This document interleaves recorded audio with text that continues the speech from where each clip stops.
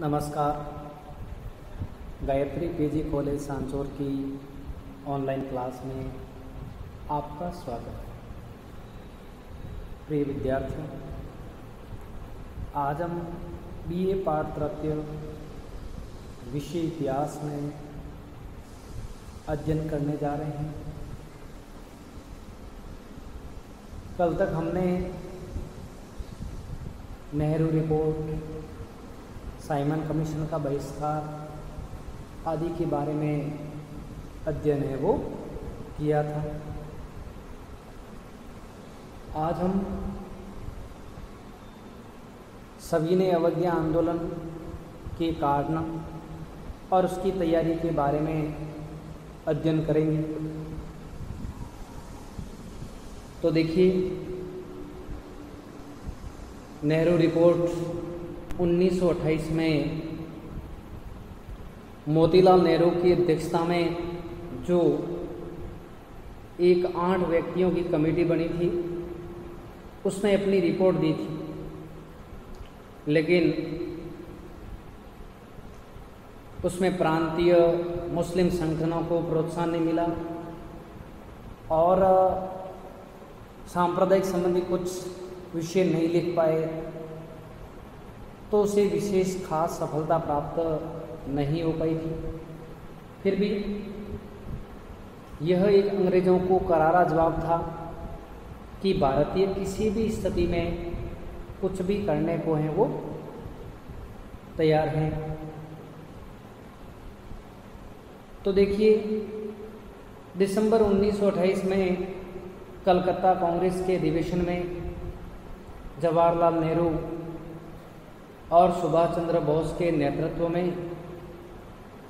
युवा कांग्रेसियों ने यह प्रस्ताव पास करवा लिया था कि यदि ब्रिटिश संसद 31 दिसंबर 1929 ईस्वी तक इस रिपोर्ट को स्वीकार नहीं करती हैं, तो पूर्ण स्वतंत्रता राष्ट्रीय लक्ष्य हो जाएगा और सविनय अवज्ञा आंदोलन शुरू कर दिया जाएगा। और इसी कारण पूर्ण स्वाधीनता का प्रस्ताव है वो पारित किया गया था। तो जैसा कि ब्रिटिश सरकार ने 1929 ईस्वी तक नेहरू रिपोर्ट को स्वीकार नहीं किया और मई 1929 में इंग्लैंड में चुनाव हुए और इंग्लैंड में चुनाव में अनुदार दल की पराजय हुई और रैमजे मैकडोनाल्ड के नेतृत्व में लेबर पार्टी अर्थात मजदूर दल की सरकार बनी। चुनाव के बाद मैकडोनाल्ड ने भारत को अधिराज्य स्थिति देने की घोषणा की तथा अक्टूबर 1929 ईस्वी में भारत के गवर्नर जनरल लॉर्ड इरविन को इस मसले पर विचार विमर्श करने के लिए ब्रिटिश सरकार ने इंग्लैंड बुलाया और इंग्लैंड में उस समय मजदूर दल की सरकार थी और उसके नेता रैमजे मैकडोनाल्ड थे। इंग्लैंड से लौटने के बाद इरविन ने भी अधिराज्य स्थिति का दर्जा देने तथा गोलमेज सम्मेलन बुलाए जाने का संकेत दिया, परंतु उन्होंने यह नहीं बताया कि ऐसा कब तक संभव हो पाएगा। उधर इंग्लैंड में अनुदार दल इस योजना का घोर विरोध कर रहा था। गांधी जी ने गवर्नर जनरल से मुलाकात कर वास्तविक स्थिति की जानकारी चाहिए, लेकिन उन्हें निराश होना पड़ा और इस दौरान ब्रिटिश सरकार ने नेहरू रिपोर्ट को अस्वीकार कर दिया था। और ऐसे शुद्ध वातावरण में दिसंबर 1929 में कांग्रेस का लाहौर अधिवेशन हुआ और लाहौर अधिवेशन में पूर्ण स्वाधीनता का प्रस्ताव रखा गया था और कांग्रेस कमेटी को यह अधिकार दिया गया कि वह उपयुक्त समय आने पर सभी ने अवज्ञा आंदोलन आरंभ कर दे। यह दिन व यह कांग्रेस का लाहौर अधिवेशन एक ऐतिहासिक सम्मेलन के रूप में माना जाता है। इस सम्मेलन में पहली बार एक युवा नेता पंडित जवाहरलाल नेहरू को अध्यक्ष बना के बागडोर सौंपी गई थी और रावी नदी के तट पर 31 दिसंबर 1929 ईस्वी को युवा दिलों की धड़कन और उस समय के नेता जवाहरलाल नेहरू को अध्यक्ष बनाया गया और जवाहरलाल नेहरू ने स्वतंत्रता के प्रतीक स्वरूप यहाँ पर तिरंगा झंडा फहराया था और ये निश्चित किया गया कि प्रत्येक वर्ष 26 जनवरी का दिन स्वाधीनता दिवस के रूप में मनाया जाएगा और उसके अनुसार 26 जनवरी 1930 के दिन को संपूर्ण देश में स्वतंत्रता दिवस के रूप में मनाया जाने लगा था। इसलिए 26 जनवरी का भारतीय इतिहास में विशेष महत्व है और भारत का नाम, भारत का नया संविधान भी 26 जनवरी 1950 को लागू किया गया था। इसलिए आज भी इस दिन को तरोताज़ा रखने के लिए हम इस दिवस को गणतंत्र दिवस के रूप में मनाते हैं। अर्थात लाहौर कांग्रेस अधिवेशन 31 दिसंबर 1929 को रावी नदी के तट पर हुआ था और इसमें युवा अध्यक्ष पंडित जवाहरलाल नेहरू को अध्यक्ष बनाया गया था और यहाँ पंडित जवाहरलाल नेहरू ने पहली बार स्वतंत्रता के प्रतीक तिरंगे झंडे को फहराया और उन्होंने कहा था कि अब हम डोमिनियन स्टेट तक सीमित नहीं रहेंगे, अब हमारा लक्ष्य है पूर्ण स्वराज की प्राप्ति। हम पूर्ण स्वराज्य से कम कुछ भी नहीं लेंगे और इसके साथ ही प्रस्ताव पारित किया गया कि आने वाली 26 जनवरी 1930 से पूरे भारतवर्ष में स्वाधीनता दिवस मनाया जाएगा और इस स्वाधीनता दिवस के लिए एक निश्चित योजना तय की गई जिसके तहत पूरे देश में आज़ादी से पहले 26 जनवरी को स्वाधीनता दिवस मनाते थे और जब हमारा देश 15 अगस्त को आज़ाद हो गया तो इस 26 जनवरी के दिन को तरोताज़ा रखने के लिए,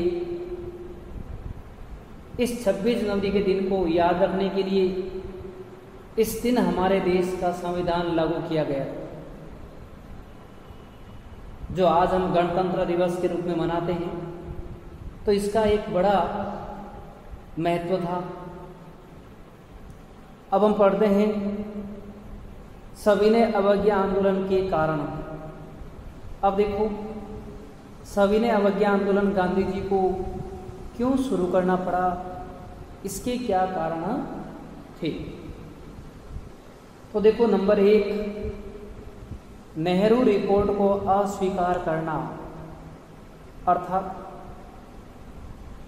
1928 में पंडित मोतीलाल नेहरू व अन्य 8 भारतीय सदस्यों की समिति द्वारा जो नेहरू रिपोर्ट बनाई गई थी, जो काफ़ी अच्छी थी और उसका पूरे देश में अधिकतर स्वागत हुआ था। अगर हम इतिहास का डॉक्टर जकारिया के अनुसार माने तो यह एक नेहरू रिपोर्ट उच्च कोटि की रिपोर्ट थी और जिसमें राजनीतिक बुद्धिमत्ता का आभास मिलता है। इससे स्पष्ट है और उस समय स्वयं ब्रिटिश राजनीतिज्ञ भी इसे पढ़कर आश्चर्यचकित रह गए थे। फिर भी वे अपनी पराजय स्वीकार करने को तैयार न थे और ब्रिटिश सरकार भारत में उत्तरदायी शासन की स्थापना नहीं करना चाहती थी। अतः उसने नेहरू रिपोर्ट के अलावा या नेहरू रिपोर्ट को अस्वीकार कर दिया और नेहरू रिपोर्ट की अस्वीकृति के बाद भारत के नेताओं के सामने अब संघर्ष के अलावा कोई मार्ग नहीं बचा था और विशेषकर उस समय जब युवा नेतृत्व संघर्ष के लिए दृढ़ संकल्पित था, इसलिए सभी ने अवज्ञा आंदोलन शुरू करने पर बल दिया। दूसरा कारण विश्वव्यापी आर्थिक मंदी, अर्थात विश्वव्यापी आर्थिक मंदी का दौर 1929 ईस्वी से 1931 ईस्वी के बीच में रहा था और इस विश्वव्यापी आर्थिक मंदी से भारत भी अछूता नहीं रहा था और उस समय भारत में ब्रिटिश गवर्नर थे, सरकार थी। भारत ब्रिटेन का औपनिवेशिक देश था और ऐसी स्थिति में अंग्रेज अपने देश इंग्लैंड की अर्थव्यवस्था को पटरी पर लाने के लिए भारतीयों पर तरह तरह के कर लगा रहे थे, उनकी शक्ति से वसूली कर रहे थे और ऐसी स्थिति में हमारे देश में भी वस्तुओं की कीमतें बहुत ज़्यादा बढ़ गई थी। जनता में तीव्र असंतोष फैल रहा था और इस महामंदी के दौरान भारत की स्थिति शोचनीय हो गई। लोगों को 2 वक्त की रोटी प्राप्त नहीं हो रही थी, रोजगार प्राप्त नहीं हो रहे थे। ऐसी विपरीत परिस्थिति में भी सरकार जनता की कोई सुध नहीं ले रही थी। सरकार केवल अपना लक्ष्य पूरा करने में लगी हुई थी, करों की सख्ती से वसूली कर ब्रिटिश खजाने को भरने में लगी हुई थी। इस कारण भारतीयों ने इस आंदोलन में योगदान है वो दिया था।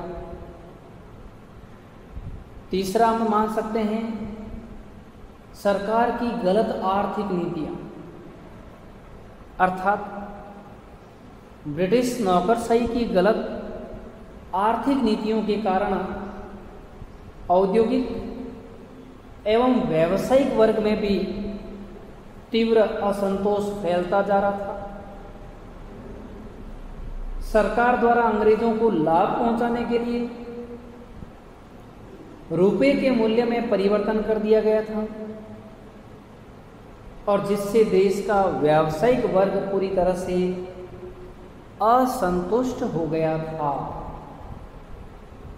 अर्थात ब्रिटिश नौकरशाही की गलत आर्थिक नीतियों के कारण औद्योगिक एवं व्यावसायिक वर्ग में भी तीव्र असंतोष फैलता जा रहा था और सरकार द्वारा अंग्रेजों को लाभ पहुंचाने के लिए रुपए के मूल्य में परिवर्तन कर दिया गया और जिससे देश का व्यावसायिक वर्ग है वो अनसेटिस्फाई हो गया, असंतुष्ट हो गया। इसके अलावा अगला कारण 20वीं सदी के तीसरे दशक से ही भारतीय श्रमिकों की स्थिति शोचनीय बनी जा रही है। श्रमिक मेहनत करते लेकिन उसका फल नहीं मिल रहा था। जूट, कपड़ा और इस्पात उद्योगों के मजदूर तो पूरे दिन मेहनत करने के बावजूद भी पेट भर भोजन नहीं कर सकते थे और तन ढकने के लिए वस्त्र भी पूर्ण नहीं रख सकते थे, और इसके बावजूद भी उन पर अत्याचारों का सिलसिला जारी था। भाइयों बहनों, मेरठ षड्यंत्र कांड के मुकदमे में 36 श्रमिक नेताओं को लंबी अवधि की सजा दिए जाने के कारण मजदूर वर्ग में सनसनी फैल गई और उनमें संगठन की भावना और नव चेतना का संचार हुआ।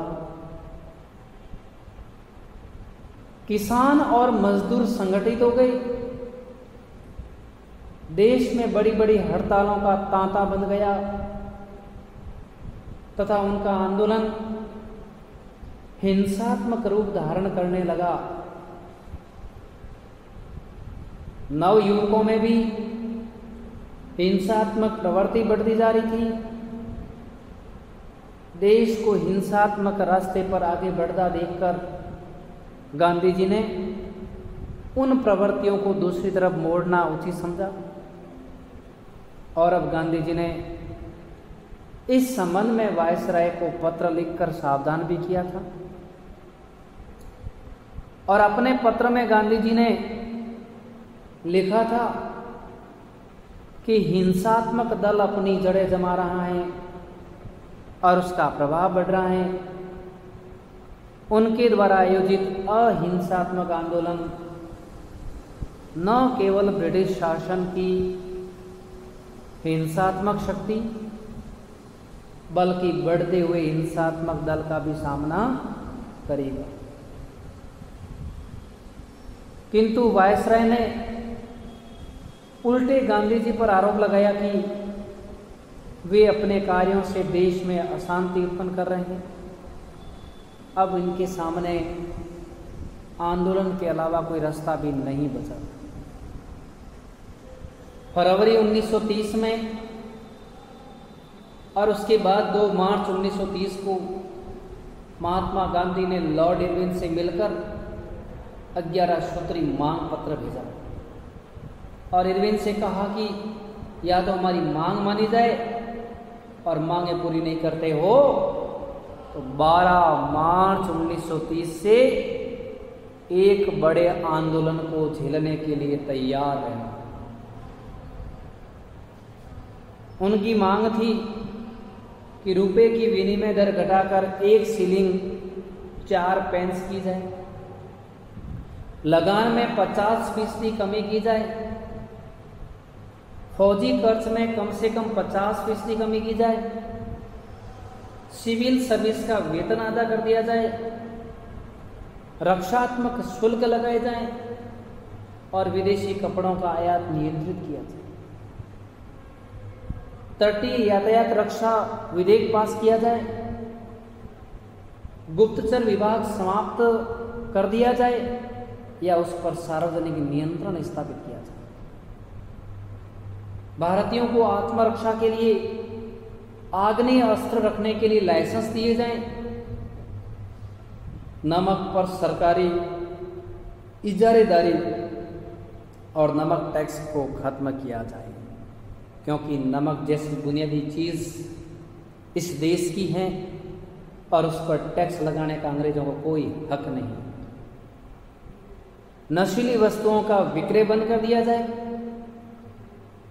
और लास्ट 11वीं मांग थी कि उन सभी राजनीतिक कैदियों को रिहा कर दिया जाए जिन्हें क्रांति व क्रांतिकारी कार्यों के दौरान गिरफ्तार किया गया था या दंड दिया गया था। गांधी जी की इन मांगों पर वायसराय इरविन ने कोई संतोषजनक उत्तर नहीं दिया और गांधी जी ने अपना पक्ष स्पष्ट करते हुए वायसराय से मुलाकात भी करनी चाहिए, किंतु वायसराय ने गांधी जी से मिलने से इनकार कर दिया। इस तरह अंग्रेजों के सामने बार बार निवेदन करने के बावजूद भी वे बात नहीं मान रहे थे। तब महात्मा गांधी ने सविनय अवज्ञा आंदोलन शुरू किया, जो हम कल पढ़ेंगे।